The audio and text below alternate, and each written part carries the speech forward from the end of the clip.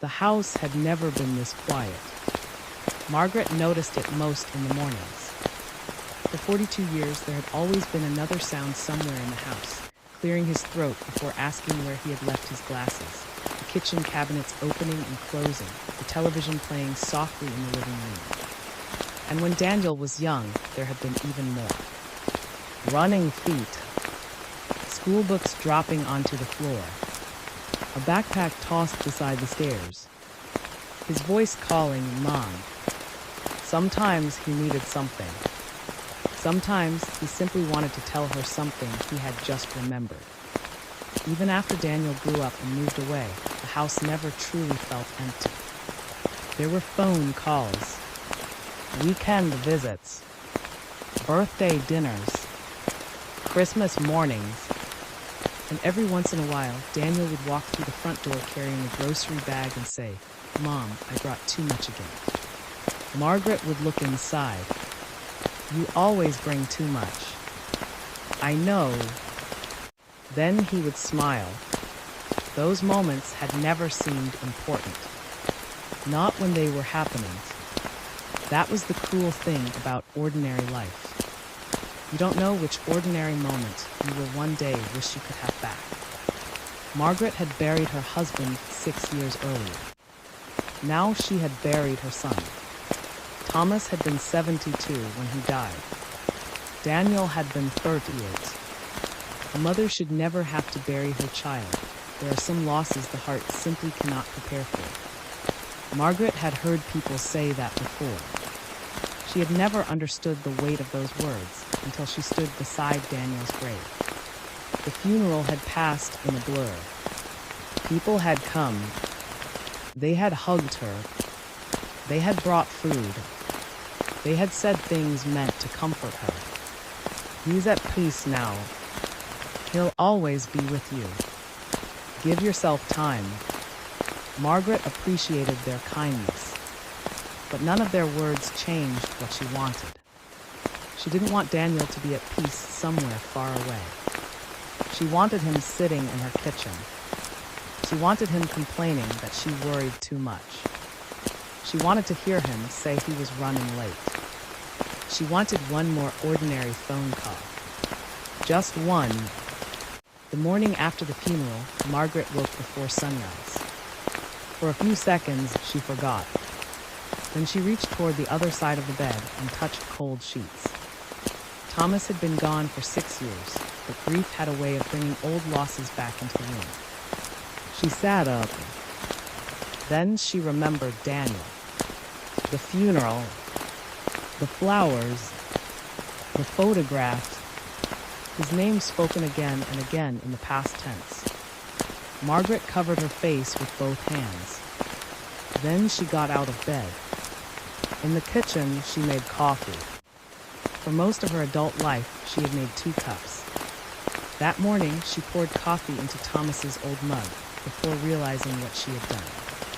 She stood still. The second cup sat on the counter.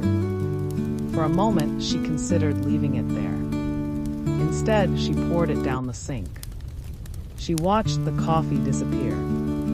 It seemed like such a small thing. But Margaret felt as though she had just admitted something she wasn't ready to admit. There would be no second cup. Not for Thomas. And there would be no phone call from Daniel. She sat at the kitchen table. Across from her was the chair Daniel always used when he visited. She could still picture him there, leaning back, crossing his arms, pretending not to listen while she gave him advice. Margaret smiled. Then the smile disappeared. "You should have called me," she whispered. The words came out before she could stop them. She knew Daniel couldn't call. Her mind knew. Her heart hadn't caught up. For years, Daniel had called her in the evenings. Not every night. Sometimes every few days. Sometimes once a week. He would call while driving home from work. Sometimes he wanted to tell her something. Sometimes he simply asked, "Did you eat?" Margaret would laugh. I'm your mother, I'm supposed to ask you that. I know, I'm asking first. Did you? Yes. You promise. Mom, I'm just asking. I ate. Then they would talk about something ordinary. The weather, work, something Sarah had done, a movie, a neighbor, dinner. Sometimes the conversation lasted 5 minutes, sometimes 45. Margaret had never thought much about those calls. They were simply part of being a mother. Now she missed every single one. The first few weeks after Daniel's death, Margaret kept his phone number in her contacts. She knew it made no sense. She couldn't bring herself to delete it. She also kept his last voicemail. She had listened to it so many times that she knew every word. Hey Mom, it's me. Call me when you get this. That was all. 7 words. But Daniel's voice was inside them. The little pause before Mom. The way he sounded slightly distracted. The ordinary impatience of someone who expected his mother to call back. Margaret listened to it one evening while sitting alone in the kitchen. When the recording ended, she waited. For one foolish second, she expected another sentence. There wasn't one. She played it again. Then again. Finally, she turned the phone face down. She didn't listen after that. Instead, something else became a habit. Every evening around 7, Margaret placed her phone on the kitchen table. She turned the volume up. Then she waited. She told herself she was not expecting anything. But she knew she was. 7 o'clock. Nothing. 7:15. Nothing. 7:30. Nothing. Sometimes she picked up the phone to check whether it was working. Sometimes she looked at the screen, even though she knew what she would see. Nothing. One evening, Linda came over. Linda had been Margaret's closest friend and neighbor for almost 20 years. She knew when Margaret was lying. She knew when she needed company. And she knew when not to say anything at all. Linda placed a container of soup on the counter. Enough for a few days. Margaret looked at it. You always make too much. Linda smiled. Maybe I learned from you. Margaret laughed softly. It was the first laugh Linda had heard from her in several days. They sat at the kitchen table. Linda looked at the phone. You still do that. Margaret knew exactly what she meant. Yes. Every evening. Margaret nodded. Linda didn't tell her to stop. Instead, she reached across the table. You don't have to be embarrassed. I feel foolish. You lost your son. I know. You loved him. Margaret looked at the phone. I keep thinking I'll hear him. Linda squeezed her hand. You might. Margaret looked up. Linda added quietly. Just maybe not through the phone. Margaret looked away. She wasn't ready for that. A memory was not the same as a voice. A photograph was not the same as a person. She didn't want to learn how to be satisfied with less. She wanted Daniel. That night after Linda left, Margaret opened Daniel's old room. She had avoided it since the funeral. The door was closed. Not locked. Just closed. She stood there for a long time before stepping inside. His baseball cap was still on the dresser. She picked it up. It was faded. She smiled. You wore this everywhere. She remembered complaining about it when Daniel was 17. "You're going to have that thing glued to your head." Daniel had laughed. "It's comfortable. You say that about everything. Because I'm easy to please." Margaret laughed again. This time, the laugh lasted longer. Then she noticed the sweatshirt hanging in the closet.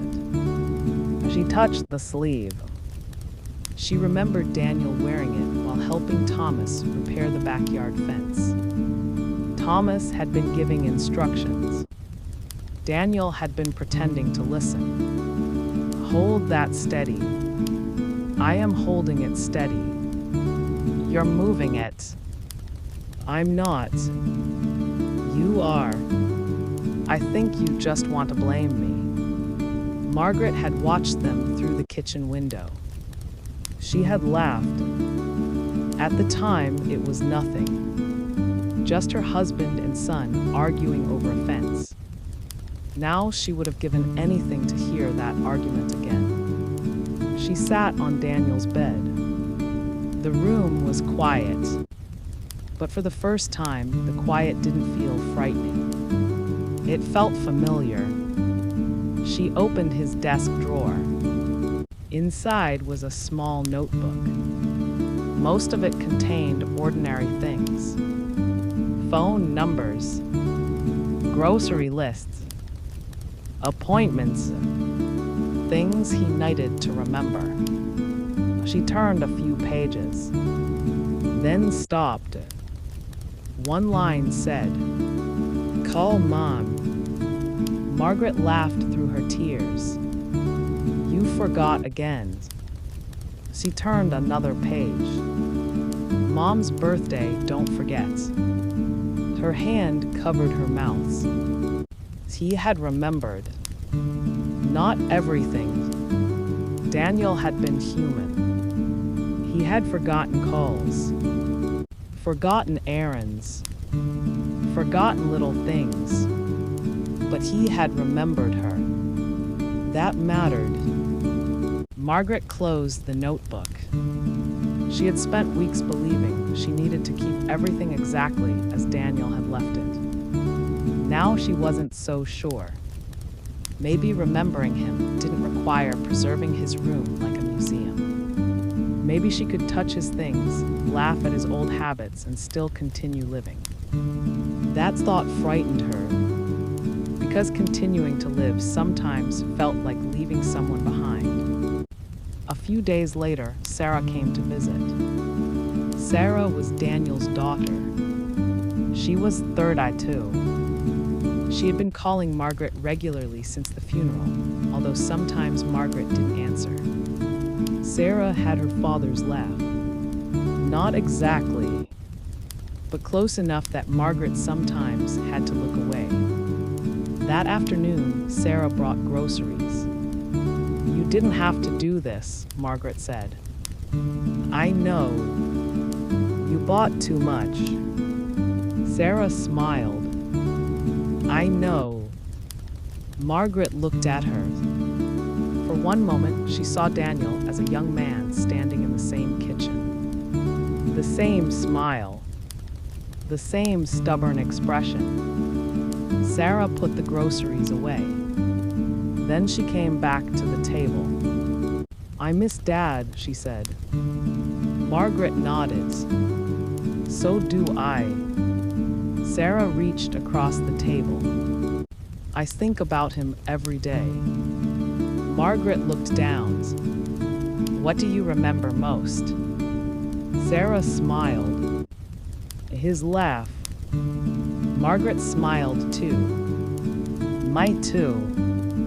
They sat quietly. Then Sarah said, "He talked about you all the time." Margaret laughed. "He complained about me all the time." "That too." They both laughed. For a few seconds, Margaret forgot to be sad. It startled her. She almost apologized. But she didn't. That evening, Sarah stayed for dinner. Before leaving, she hugged her grandmother. "I'll call Sunday. You don't have to promise." "I want to." Sarah kissed her cheek. "I love you, Grandma." "I love you too." After Sarah left, Margaret stood in the doorway and watched her car disappear. Then she looked at the phone. She had spent so long waiting for Daniel's name to appear on the screen that she had forgotten there were other people who loved her. The realization was small, but it mattered. Sunday came. 7 o'clock. Margaret placed the phone on the table. 7:15. Nothing. 7:30. Still nothing. She began to feel the familiar ache. Then the phone rang. Margaret picked it up. "Hello." "Hi, Grandma." "Sarah?" Margaret smiled. "You're late." "I know, I'm sorry. I was starting to think you forgot me." "You're late." "I know, I'm sorry. I was starting to think you forgot me." "I would never forget you." They talked for almost an hour. Sarah told her about work. Margaret told her about the flowers she wanted to plant. Sarah asked whether she was watering them too much. Margaret said no. Sarah said she definitely was. Margaret laughed. When the call ended, she sat quietly. She realized something. The phone had rung. Not with Daniel, but with someone Daniel had left behind. His daughter. The next generation. A small part of him continuing forward. Margaret didn't mistake Sarah for Daniel. She would never do that. But she was grateful for the connection. And for the first time, the phone did not feel like an object that existed only to remind her of loss. It could also connect her to the living. That night, Margaret opened another box of Daniel's things. Inside were photographs, old receipts, cards, and papers. At the bottom was an envelope. Her name was written across the front. Mom. Margaret knew the handwriting immediately. She sat down. The envelope had never been sealed. There was no date on the front. She opened it carefully. The first line read, "Mom, I don't know if I'll ever give this to you." Margaret stopped. She looked at the empty chair. Then she continued, "I've been thinking about you a lot lately." Her eyes filled with tears. The letter continued, "I know I don't call as much as I should. I always think I'll call later. Sometimes I get busy. Sometimes I'm tired. Sometimes tomorrow comes before I remember." Margaret smiled. That sounded like Daniel. She could hear him saying it. The letter continued, "I also know you've been worrying more since Dad died." Margaret stopped. That was true. Daniel had noticed. After Thomas died, Margaret had become more anxious about the future. She worried about getting older, about being alone, about what would happen if she became sick, about whether she could manage the house by herself. Daniel had noticed. One evening, about a year before his death, he had sat across from her at this very kitchen table. She had been telling him about something that worried her. He had listened. Then he said, "Mom, you can't spend the rest of your life worrying about everyone else." Margaret had frowned. "I'm your mother, that's what mothers do." "I know." "Then don't tell me not to worry." Daniel had smiled. "I'm not telling you not to care. What are you telling me? Unite a life too." Margaret had laughed. I have a life. No, you have responsibilities. She had looked at him. He continued. You take care of everybody. Dad, niece, Sarah, the house, everybody. When do you do something just because you want to? Margaret had not known what to say. Daniel had leaned back. Go somewhere, see a friend, try something new. You don't have to spend the rest of your life waiting for us to need you. At the time, Margaret had been slightly offended. Now she remembered the conversation differently. The letter continued. I'm not trying to lecture you, Mom. I just want you to know that you don't have to wait for me to make plans for your life. Margaret wiped her eyes. The next lines were simple. You were Margaret before you met Dad. You were Margaret before you had me. I hope you remember her. Margaret put the letter down. Her first name, Margaret. She had spent most of her adult life being someone's wife and someone's mother. She had loved those roles. They had been the greatest parts of her life. But Daniel was right. There had been a woman named Margaret before all of them. A woman who liked music. A woman who wanted to travel. A woman who laughed loudly. A woman who once dreamed of seeing places she had only read about. Some of those dreams had disappeared with time, but perhaps not all of them. She picked up the letter again. The final paragraph reads, I hope you don't forget that you are allowed to have good days. You are allowed to laugh. You are allowed to make plans. You are allowed to enjoy your life without feeling guilty. Margaret closed her eyes. She had been feeling guilty every time she laughed. Every time she enjoyed a meal. Every time she had a good conversation. As if happiness were something she had stolen from the people she lost. Daniel's letter made her see it differently. He had not known he would die. He had simply been trying to tell his mother something while he was alive. He wanted her to have a life beyond worrying about everyone else. Now, after his death, those ordinary words meant something entirely different. Margaret held the letter against her chest.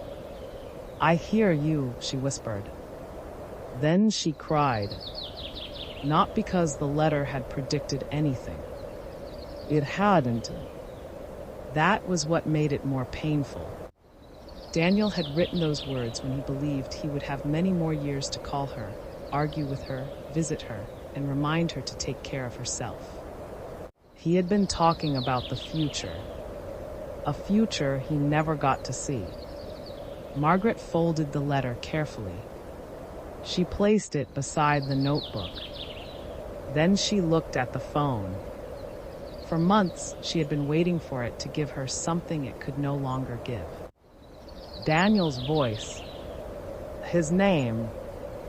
One more ordinary conversation. But now she understood that the phone was not the thing she was really waiting for. She was waiting for permission to live without feeling that she was betraying him.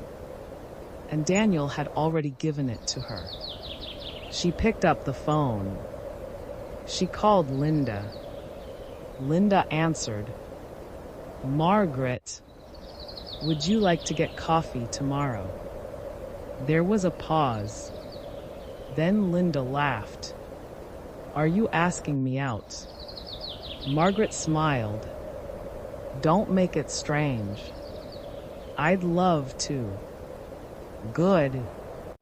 After the call ended, Margaret sat quietly. Nothing in the house had changed. Thomas was still gone. Daniel was still gone. The empty chair was still there. But something inside Margaret had shifted. She couldn't change what happened. She couldn't bring them back. But she could decide what happened next. The next morning, she put on a dress she liked. She hadn't worn it in years. She looked in the mirror. Her hair was gray. Her face had changed. There were lines around her eyes. But she smiled. "I remember her," she whispered. Then she went to meet Linda. They drank coffee. They talked about ordinary things. The weather, the neighborhood, a restaurant they wanted to try, Linda's grandson, Margaret's flowers. Nothing profound, nothing dramatic. And that was exactly what Margaret needed. A normal morning. A morning that did not belong entirely to grief. Over the next few months, Margaret made small changes. She started walking with Linda. She went back to the library. She planted flowers in the backyard. She began answering Sarah's calls instead of staring at the phone and wishing it were someone else. She kept Daniel's baseball cap. She kept his notebook. She kept the letter. But she gradually cleared the room. Some things were donated. Some were packed away. Some stayed. She didn't feel guilty. The memories weren't in the objects. The objects simply helped her remember. One afternoon, Margaret was watering the flowers when a little girl from the neighborhood stopped near the fence. "Your flowers are pretty." Margaret smiled. "Thank you." "Did you grow them?" "I did." The girl's grandmother waved from the sidewalk. Margaret waved back. The little girl ran on. Margaret returned to her flowers. She didn't need to explain the moment. She simply smiled. Life was still happening around her. She had almost forgotten that. There were still hard days. Daniel's birthday was one of them. So was the anniversary of his death. Christmas was difficult. Some mornings, Margaret still woke with that familiar ache. Sometimes she still reached for the phone. Sometimes she still wished she could hear Daniel's voice. Grief had not disappeared. It had simply stopped controlling every decision. Years later, Margaret would still talk about Thomas and Daniel. She would still cry sometimes. She would still miss them. But she no longer believed that grief required her to stop living. She understood something she hadn't understood in those first terrible months. Moving forward did not mean moving away from them. It meant carrying what they had given her into the life that remained. She called Sarah. She visited Linda. She took small trips. She laughed. She cooked. She planted flowers. She told people she loved them. She returned calls. She stopped assuming there would always be another day. And every Sunday evening around 7, her phone still sat on the kitchen table. Sometimes Sarah called. Sometimes she didn't. When Sarah called, Margaret answered. When she didn't, Margaret didn't stare at the screen.